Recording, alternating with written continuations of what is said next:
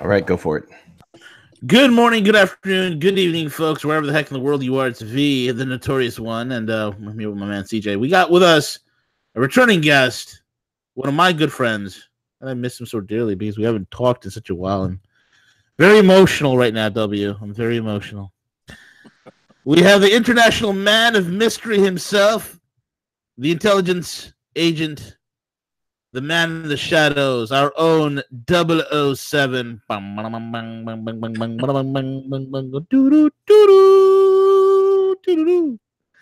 He has now submerged on the eastern seaboard. He is right now live from New York Harbor from his Cold War era submarine. The man, the myth, the legend himself. W, what's up, buddy? How are you? Hey, bro, how goes it?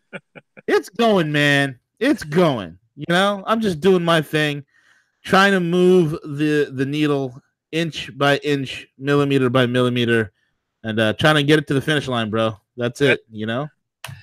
Well, I can guarantee you I won't be shooting any missiles at any aircraft over me. I promise to be on my best behavior, unless they're bad guys, of course. But I'll be on my best behavior here, enjoying the view.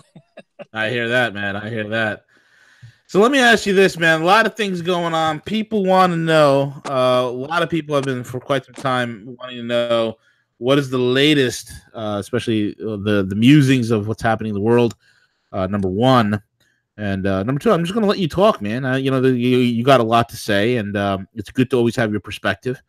And go for it. The floor is yours. I yield the floor to you, sir. Well, I mean, obviously, let's do the obvious stuff right out the bat. Ford sucks, by the way, but go ahead. Say again? Ford sucks, by the way. Oh, Chevy's coming with a mid-engine Corvette. That's all I got to say. Now you can continue. Well, the Ford that's been in the news lately, definitely something, sucks or whatever. But I'm not in a Ford today. I'm in a GM product, a former GM product. They don't make this anymore. And in fact, I had to shut it off because it's a little bit noisy, but the turbo's the noisy part of this one. And then some guy sees me and decides he wants to rev his engine up right beside us because he's trying to. Wait a minute, you're in your twin turbo TA, are you not? Yeah. Uh-huh. So, well, if you ever make it up to New York, man, I want to take you for a ride. I got okay. a new toy that I'm tinkering with myself. Oh, cool. The missus told me I need to get something practical, something with 4 doors. Keep getting bigger. You've become your father, dude. I have, but I, me, I couldn't completely compromise. So you know what I did? What? I got a twin turbo M5. Oh my gosh! And I just tuned to the 750 horses. Oh, sheesh. It's devastating. It's irresponsibly devastating. I love it. That's just ridiculous. It's insane. Go for it. When your daughter grows up, she's still going to be a Shelby girl. I know that. So she still likes Ford thanks to you. The next generation. Still likes Ford thanks to you. Still picks the Mustang over the Camaro every single time. I hate you, man. Yeah. God honest truth. Always picks the Mustang. They do the misses. Same thing. That's funny. That is funny, actually. Well, on the Kavanaugh matter, let's get that out of the way first. Do it. I sent quite a few messages to you and other folks that I was no Kavanaugh fan from day one, and I was very frustrated, disappointed, upset, even at the choice. The initial choice is said to have been made. The recommendation was made by the outgoing chief of staff for Trump, who is Jesuit trained, and he's going out the door. And so this is his recommendation to Trump. Well, excuse me, everybody involved, I think Trump was poorly served by all those people who made the Kavanaugh recommendation. From my perspective, and one of the reasons that I'm the most distraught about it is that he was one of the key people in assisting in the Vince Foster murder cover-up. Whoa. There in D.C. And Wow. people realize that. And I don't think that you can reward somebody who was part of that crowd, that cabal that made that possible in that era. The second thing is, I don't know if Trump knew that or not completely, but I think he did. I think he understood that history. And so then there's another question that comes in. You, of course, recall, and your listeners have heard me for very long, I was always concerned. Uh, I didn't think Trump would be able to become president. It had nothing at all to do with not liking President Trump himself. I've, like most people, had thought he was, you know, flamboyant. I personally like being a little flamboyant. I actually, you know, so many of the people are so captured, controlled, unwilling to voice and give you a direct opinion, a real thought, uh, that they're just slimy to deal with in the political realm, because they're controlling every word with precision. Just, it's almost like a psychological operation every time you have a conversation with them, because you never get to the truth. You get to what they think you want to hear, so that you'll agree with them for whatever it is that they actually are going to do, that has nothing to do with what they want, what you want, or what's right for the country. It's who's paying them the most that week. And so Trump appears to be a bit more of his own man, and has all along. I didn't think he could beat the swamp. And of course, with your audience and others, I had said that, before they even talked about the drain the swamp theme, I talked about that they needed to divert the Potomac into the swamp, flush that thing out several times, um, and then go in there with Third Army and go door to door and just pull everybody out of there and start over. And the reality is you can't save DC because it's satanic. There's no. That may sound like an extreme word to use, an extreme description, but the whole city is based on satanic themes. The whole city. And if you don't believe me, just go take and, you know, uh, do a No, you're simple 100% correct. I search. mean, yeah, there's a bloody pentagram in the middle of the Capitol. Well, all the streets are laid out based on that, and the monument at the center of everything, the Washington Monument, is actually uh, a phallic symbol for uh, I keep wanting to say this For for Osiris. Baal, as Cyrus, a yeah. phallic symbol for Baal, and the Capitol dome is representing of the womb. Right. There's lots of interpretations that are applied to these things, but at the end of the day, it's all based on occultic themes. So I come back to President Trump. I personally believe that somewhere along the line, while he was being groomed all of his life to be president, and that it's a far more extensive operation than what we may understand at a surface level, just a businessman decided to go save the country. Somewhere along the way, and I think even in the course of running, uh, talking about running and then later running and becoming president, that he had some kind of a turnabout, or has been in the process of a turnabout. Some divine influence has captured his understanding, and I think he's rethinking everything, and did rethink everything. And there may have been some measure of the plan that that was always part of the plan, but I think with President Trump, it's become very real. The hatred and the threats to President Trump are extremely tangible. There's no doubt that a huge crowd of insiders would stop at nothing to, take him out. And so that's very palpable. That's very real. They don't just dislike him, disagree with him. They have a level of hatred that's just almost hard for a normal person to comprehend or, track with under, there's no logic to it. So again, I come back to the Kavanaugh nomination. This is a person that was directly involved with working with uh, uh, the Bush family, with the Clintons and their operatives during the 90s and the 2000 era. And that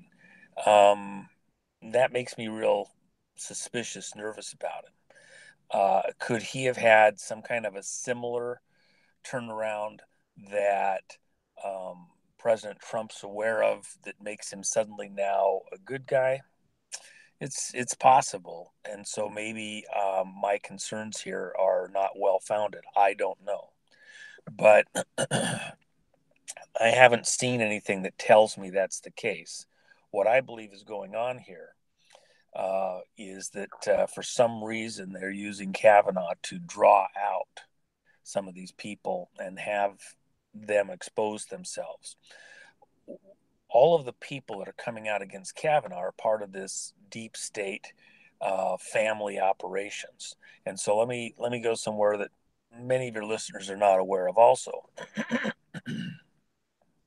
You see, back in the early days, I've been out for quite a while for the most part, although, I'm getting ready to do something and I probably won't be able to do many more broadcasts just because of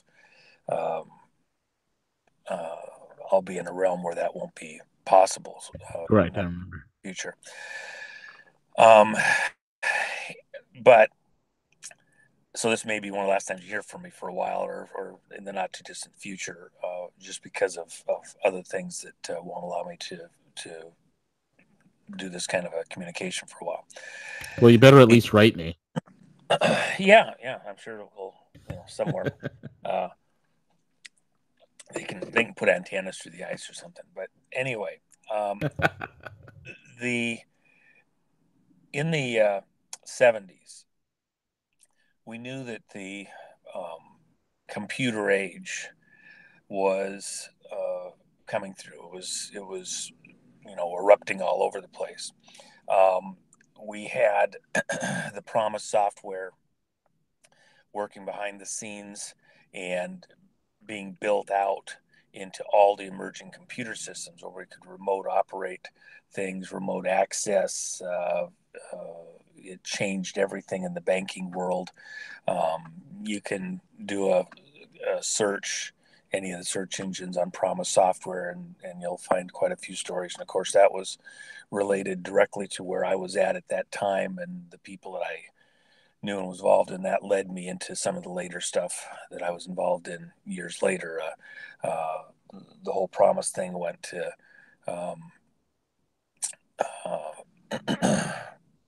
a certain family, the Pro family, and became the basis for a lot of the backdoor stuff into the banking stuff and that whole empire that erupted out from Perot, who himself became a presidential candidate at a certain point in time for the crowd, for this in the background CIA crowd. And so, trying to cut to the chase a little bit, but I want people to think about this.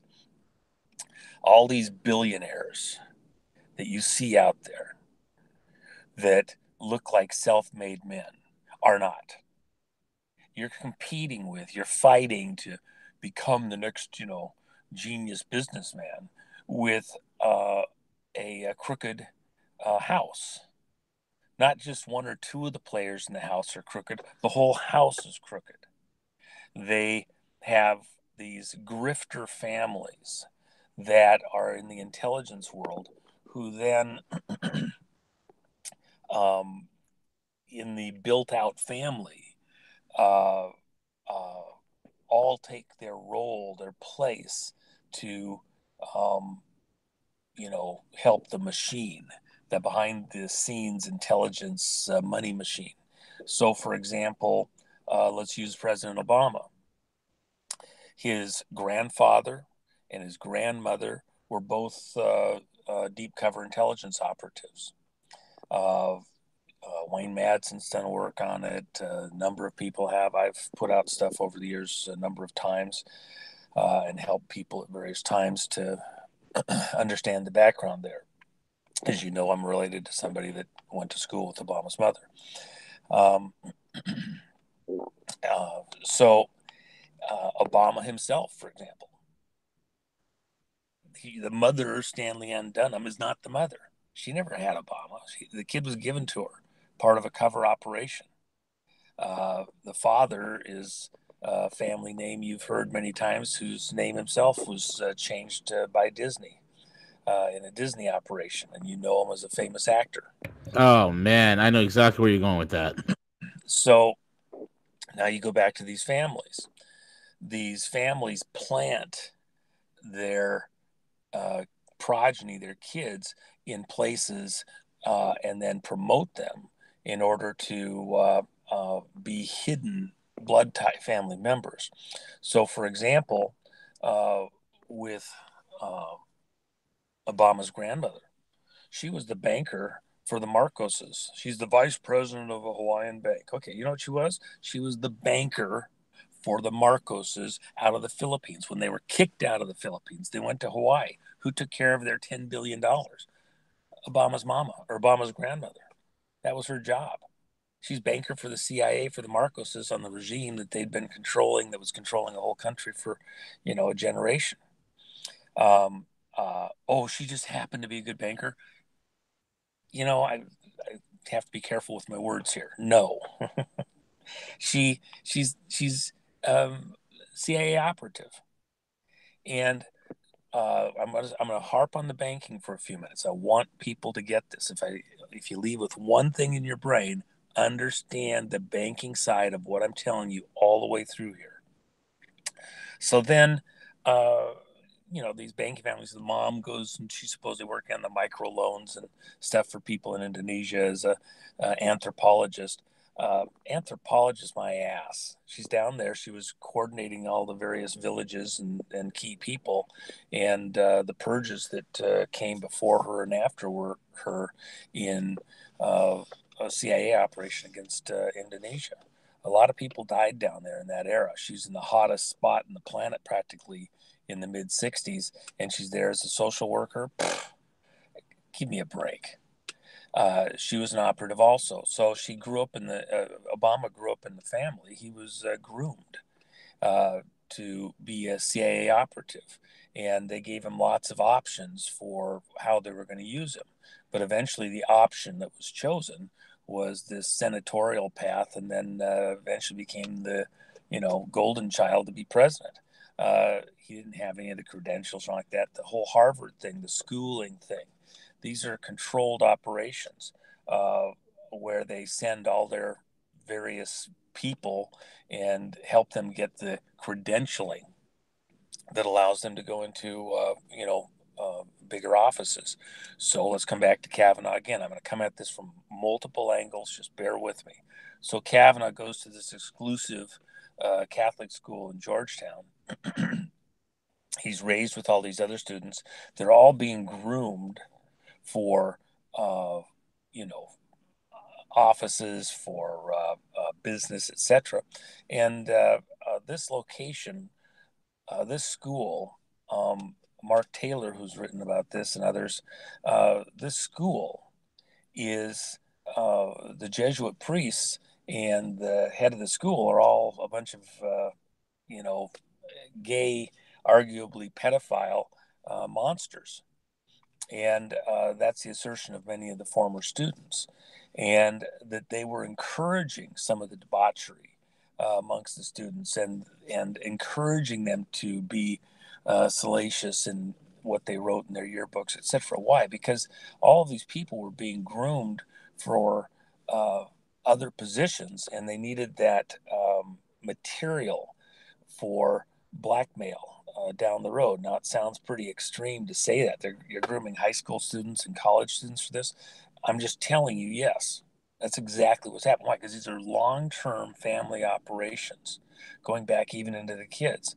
I'll use another example going back to Obama's family. Look at Obama's mama, Stanley Ann Dunham. When she's 16 and 17 years old, she's doing photo layouts with Frank Marshall Davis for his porn magazine when Davis is trying to become Playboy magazine. At the same time that Hefner's doing his own Playboy magazine stuff, there was literally a competition of various people that were getting black money to try and move the dial on the country for these adult magazines at that era to move the consciousness of the country. And Playboy succeeded and got helped more. And what they become a honeypot operation. So a lot of the corruption with the Playboy mansion parties and things like that came out of that era. In fact, one of the guys who did advanced rocketry work has talked publicly about the fact that in the 70s, when Playboy was having some financial difficulties, they had their Playboy 727 jet with the big rabbit on the tail and the Black Bunny jet. And so the jet was being leased out, was part of the repair of the financial situation of the company. The plane's being leased out to Department of Defense, and Nazis are flying it around to various missile test locations, you know, as part of that operation. They're saving Playboy behind the scenes by leasing their jet and giving them money to pump money into the financial operation. It was CIA. Why? Because it was a CIA operation. It was a branch office for it. The honeypots. These honeypot operations, the schools, the colleges, the universities, the made-up histories. Obama's the first, uh, uh, black there at Harvard Law, uh, doing his work there. BS. It was a created history, and where's the money coming from? The Saudis, which is really a CIA, operation. They were put in office there. They were held in office there as part of CIA's work. And other governments around the country also. So in this broad, I'm painting a broad brush, but I'm trying to paint a kind of a background of the whole picture. When you look at art, you see that there's all this work. You have to have a location setting. There's mountains, there's trees, there's sunrise, set, clouds, ocean, whatever. I'm trying to paint the broad background for this specific situation with Kavanaugh. So you have these families that are really grifters, and everybody in the family just finds a place that they want to be in the public eye or in operations, and they help to promote each other. So take Stroke family, for example. Most people don't know this. I believe it's Peter Stroke, Jesuit missionary over in Kenya. When Obama takes off and goes to do some of his work from Chicago as a student before he runs for senator. Where's he go? He goes to Kenya. Well, who's there doing missionary work? James Strock. That's right. Peter Strock's brother. So here you have this hidden relationship back in there somewhere that it's kind of the family business. One of the other brothers is doing nuclear reactor setups in various places around the world, and helping pass nuclear information possibly to some of the intelligence agencies. And then you have Stroke's father working in Iran during the era of the Shah and the transition that happened there. The whole family's involved in clandestine operations work in various places. And so, it's a lot of nepotism, but it's almost like cross-platform things. So you don't see the whole family just in one place, but they're promoting each other to these various locations. Let's go now to Feinstein. when Feinstein was mayor of San Francisco back in the 70s, what was in play? I come back to Promise Software and some of the work going on. You had to pick a place in the country to develop the new computer systems that were going to take over the planet. And you wanted it somewhat concentrated. You wanted it where you could control it. You wanted it where you could promote people of a similar mind. And really, a choice was made in the intelligence agency realm to assist and promote in one very specific location where they could manage and supervise those operations, and close to some of the other universities that they had very good controls over. And they wanted it in a somewhat liberal location where they could get assists. Well, it ended up being San Francisco, Silicon Valley, that whole operation there, where they had politicians that were, the right people. And I'll just tell you that so we can come back and say whatever they want. I think it's going to emerge over the next weeks and months, more and more, that Feinstein was totally on the take, involved with CIA very early in her political career. And it was because she was giving assists in planting what later became the Silicon Valley and managing that for the intelligence agencies. That whole operation there was being clandestinely managed as because it was a critical industry for our intelligence operations around the world, not just here, to attract in the right people, to promote the right people that thought the right way, that would be manageable, controllable, where you could get them one way or another. When I did work in Arkansas, one of the things that just shocked me really was how extensive the operations were to there was a certain person that was being groomed to be senator. In fact, he was in the middle of the race to be U.S. senator out of Arkansas. And certain things happened, and he was threatened if he didn't operate a certain way. Look, we got the pictures. And they had already, the reason that he is being promoted into this senator position is because he'd been photographed, videotaped in a compromising situation with a young boy. And not because he was that kind of a person in an everyday sense, but because that was the price in order to get promoted, that he had to do this act in order to make sure that they had the goods on him. He would never leave the reservation. And after being threatened like that, he withdrew his nomination when he had like 80% of the vote, and left political life completely. But he was no longer going to be any use because he'd been exposed. And so the long and short of it is, they won't allow a person to really get into these higher offices unless they've got the goods on them. Something that probably none of your listeners have heard, but it's worth going out and taking a listen to. One of the contractors in a certain location came out publicly at a news conference, and via his attorney, did it by a phone, didn't come in person, and a lot of people criticized him for it. I don't know why. If he understood the realm that he's working from, I think it'd be hard to criticize him.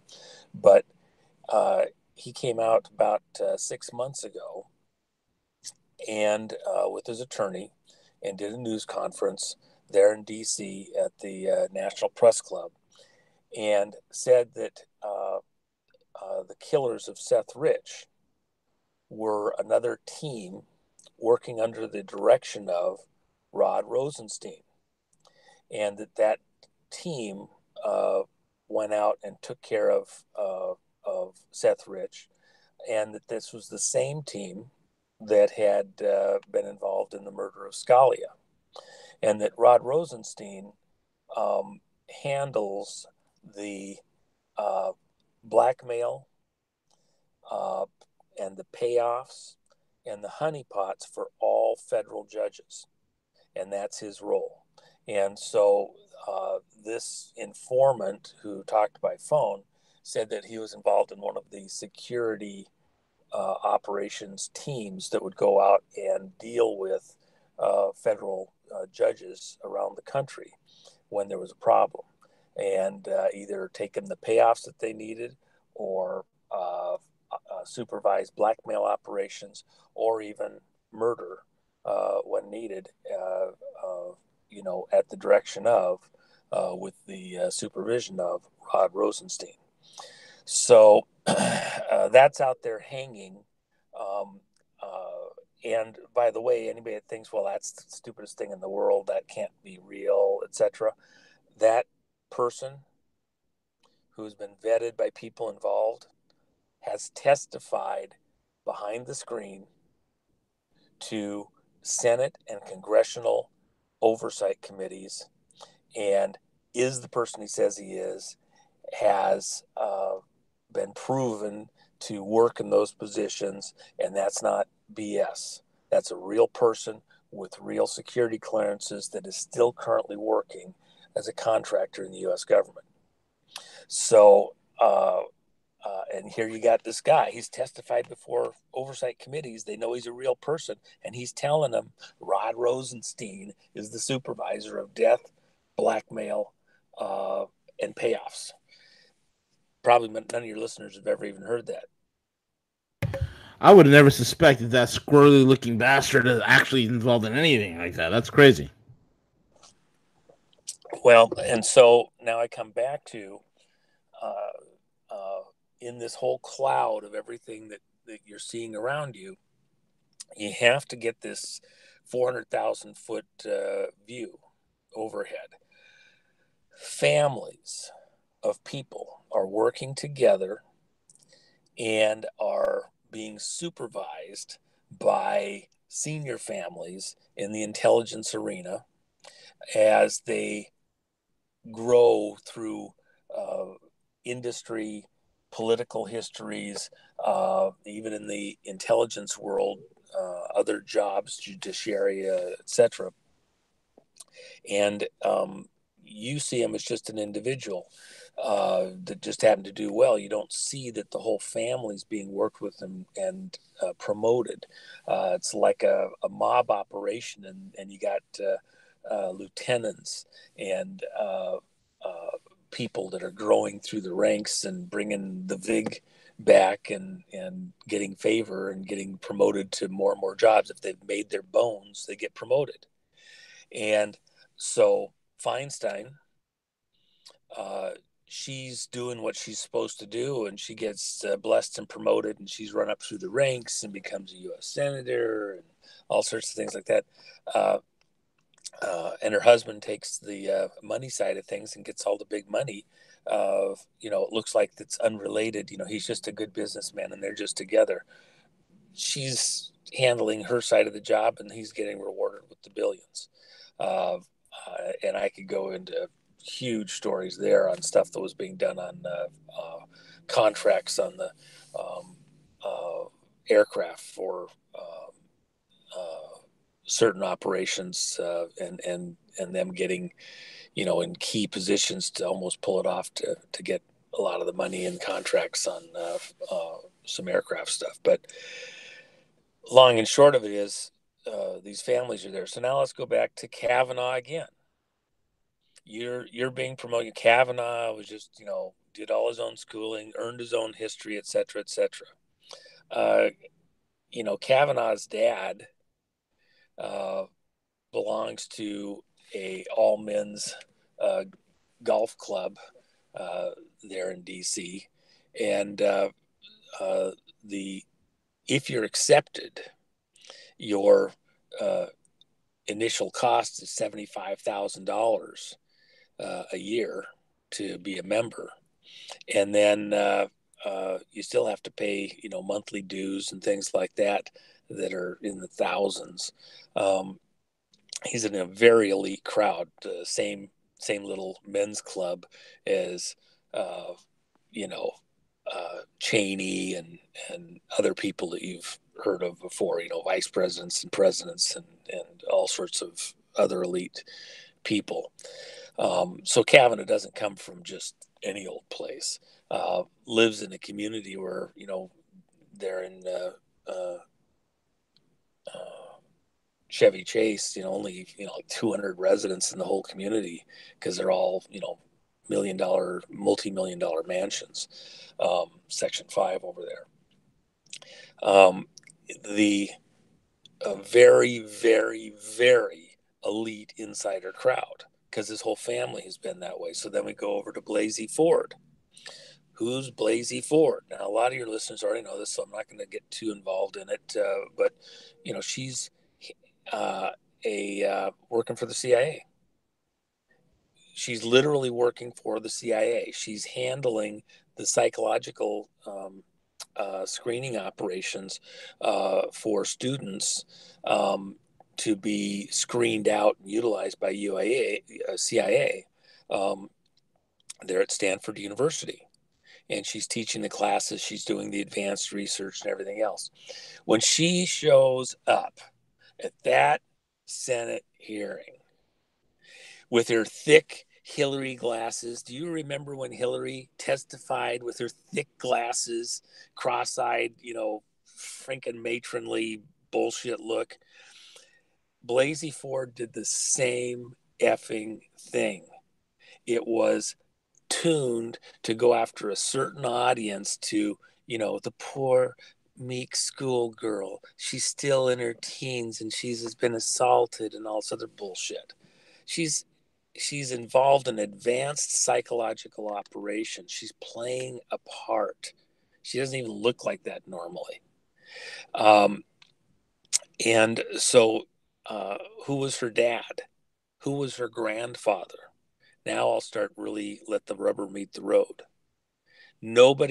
You're the first audience on this planet to hear what I'm about to say. So pay attention.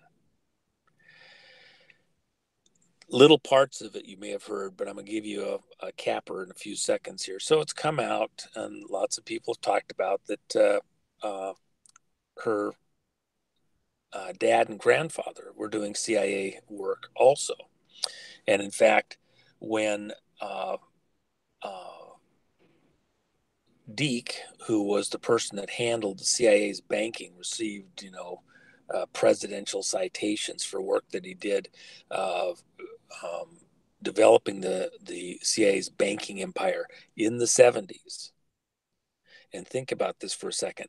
When the Silicon Valley and the money going into the Silicon Valley to pick and choose the next billionaires and multimillionaires to build out the computer infrastructure in the country and in the world.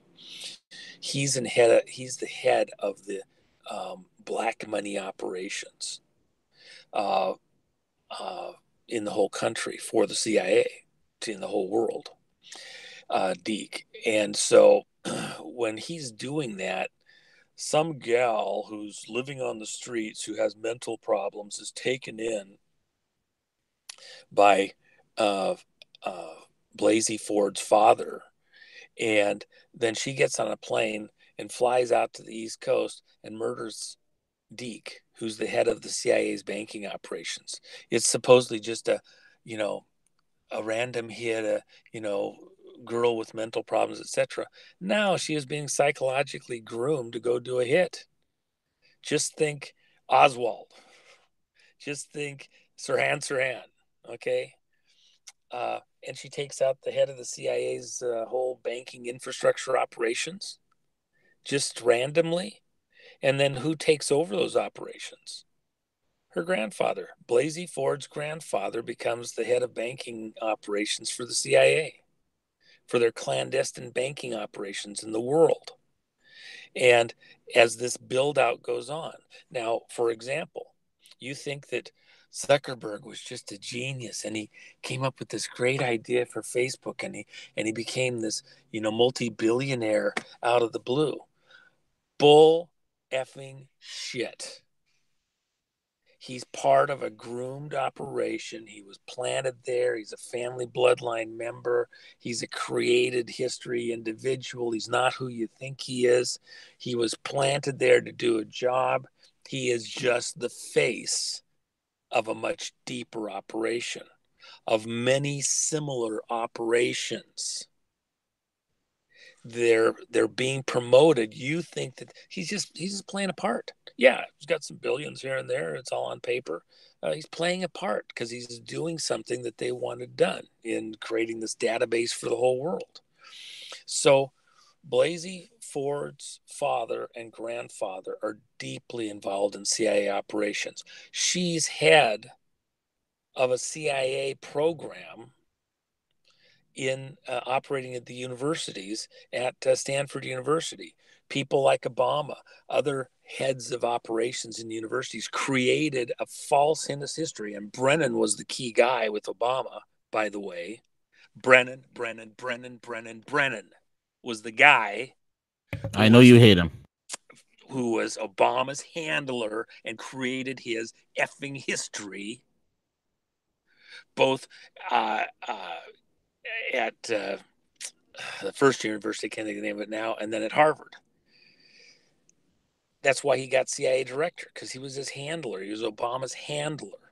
But now let's use the other name that nobody pays attention to, has only heard a couple of times in the background, that ties Kavanaugh nomination, Blasey Ford, all of that Bush crowd, all of them together. When Deke was assassinated by this woman living with Blasey Ford's father while she's getting her life together.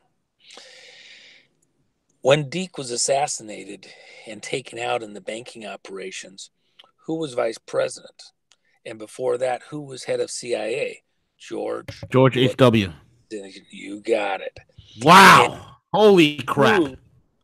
Who was working in Reagan's office and then suddenly does an exit stage right and leaves the political arena to become a banking genius in the mid-'80s. But a guy by the name of Halper, who becomes this genius in banking in the mid and late 80s and runs money around different places, making sure that the payoffs happen in an operation that we later come to identify as Iran-Contra.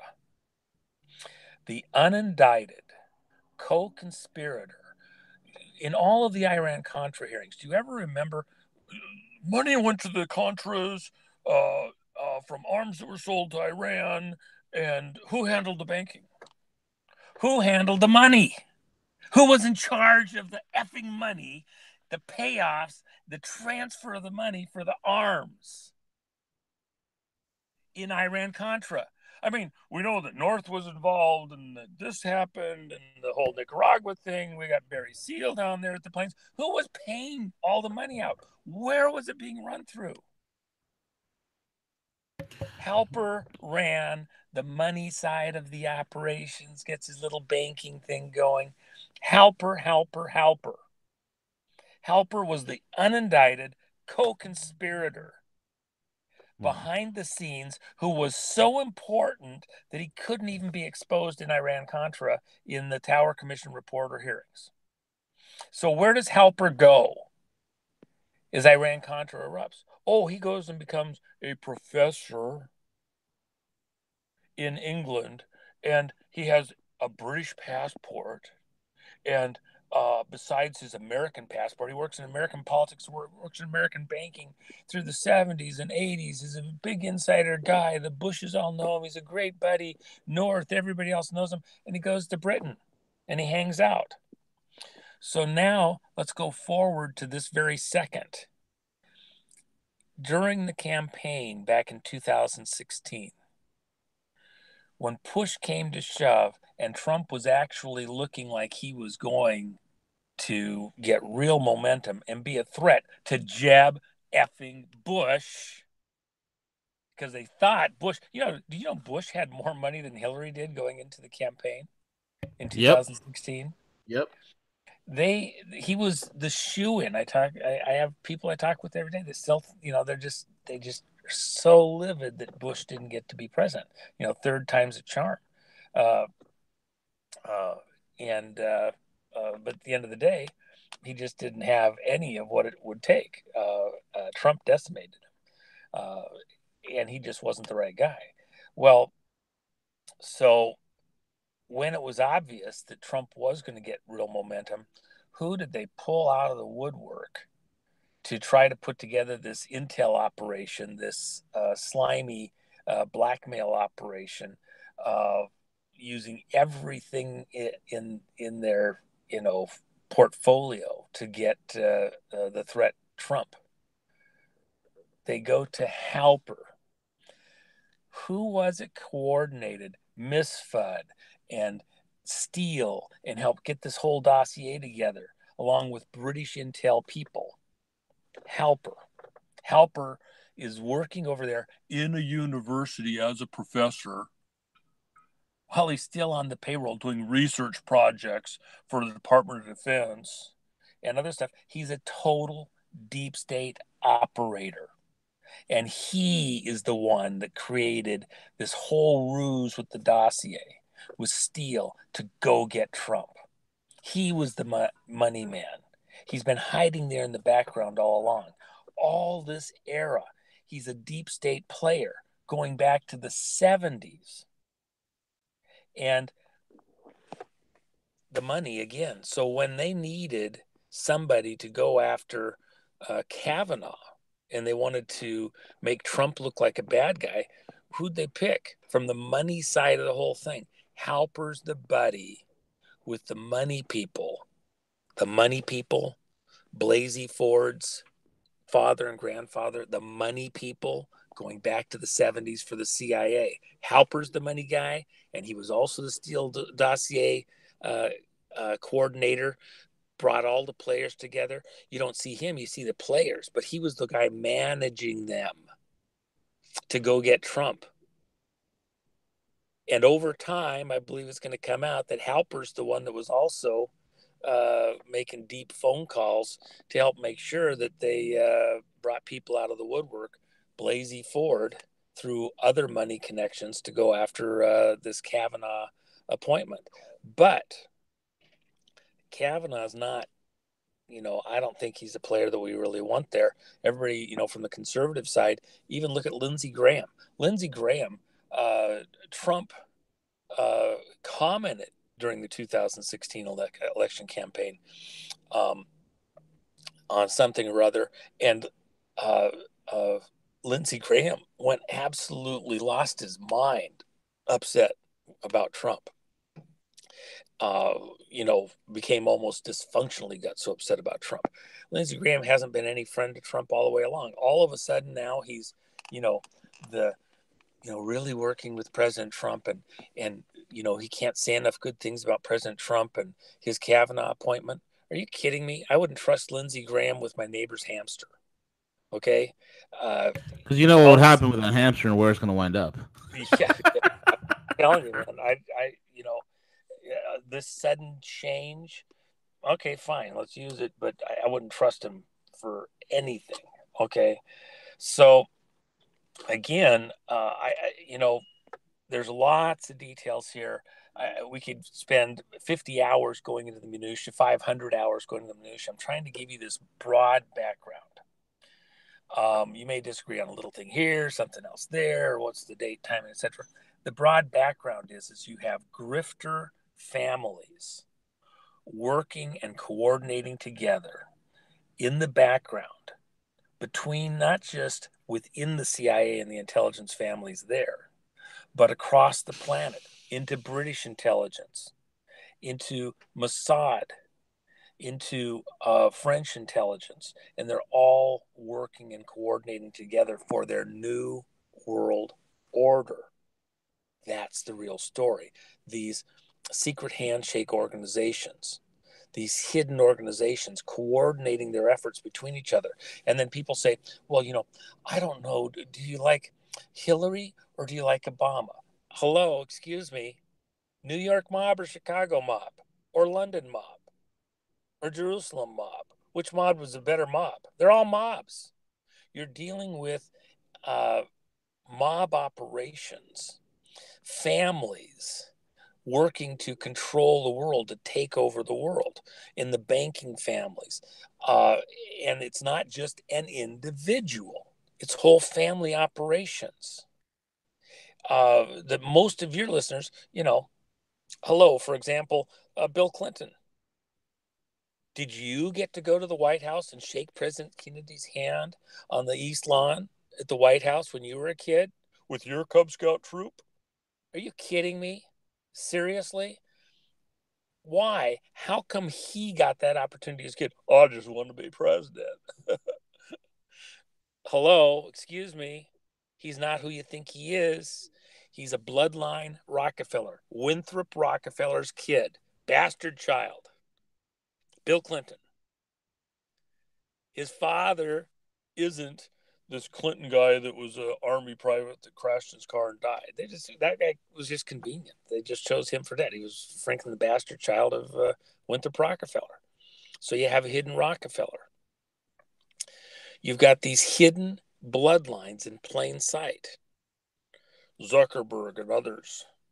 Lots of names that you hear every day, blessed in the background. And you think it's an even playing field? It's not an even playing field.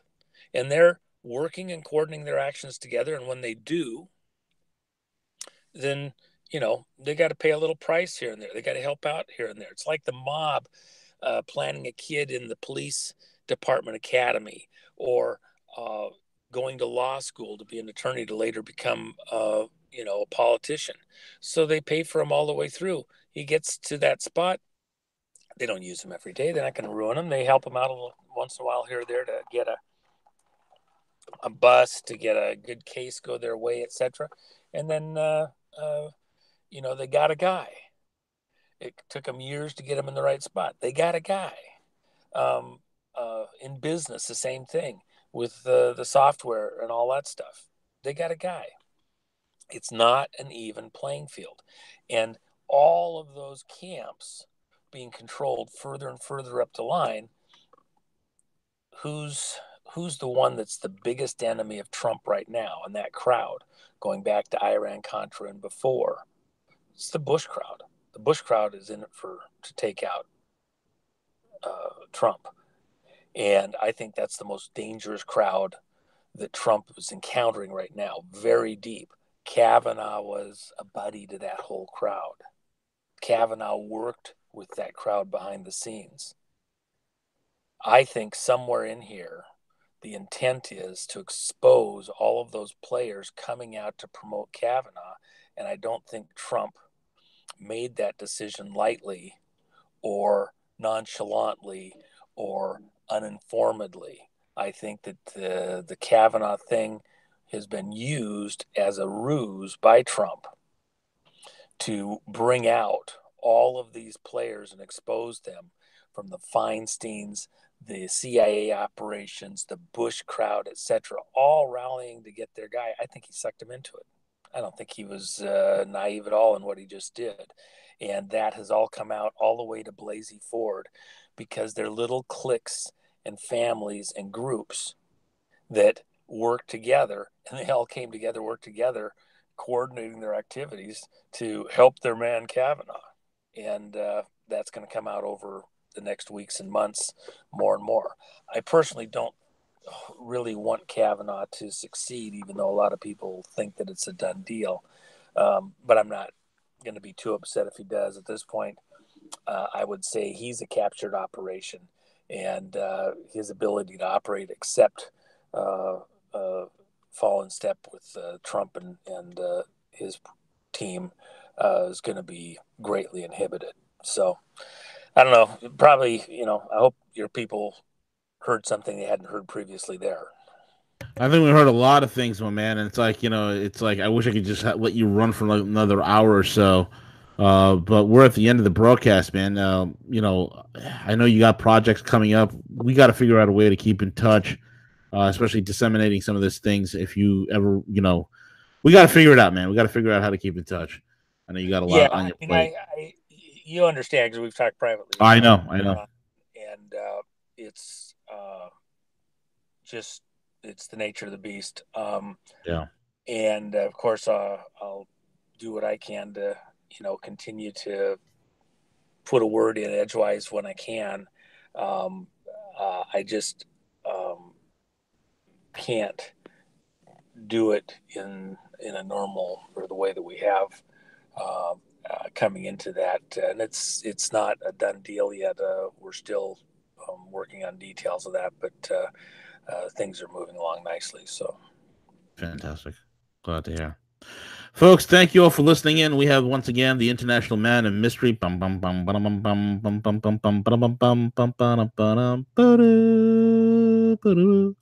He is now going to. Music. I always like that music. It's the best. It's great, man. I love it. It fits you perfectly.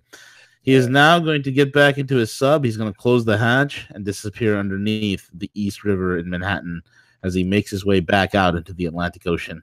W, thank you so much for being on, man. Dude, mind-blowing connect the dots hour given to you only the way that W can. Nobody else could put it together like he does. Why? Because he's been there, he's done that, and he's got the t-shirt. Thank you all for listening in. Subscribe to the channel. We're going to figure out a way to keep in touch with Dub. So at least if he can't come on, he can disseminate some information that we can bring towards you because it is a critical time. Take care, all of you, and God bless. Take it away, CJ.